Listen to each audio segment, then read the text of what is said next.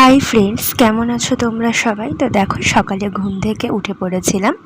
তারপরে আমি এখানে আটা মেখে নিচ্ছি। তো তারপরে 1 গ্লাস জল খেয়ে তার মধ্যে কিছু বাতাসা দিয়ে জলটা ভিজিয়ে রাখলাম, সেটা 11টা-12টার দিকে খাবো। তো যাই হোক, তারপরে দেখো সকালে টিফিন বানিয়ে সেটাও খেয়ে নিলাম। এখানে লুচি, তড়কা, পেঁয়াজ আর একটু সস নিয়েছিলাম। তারপর ছাদে চলে আসলাম জোয়ানটা শুকাতে দিতে।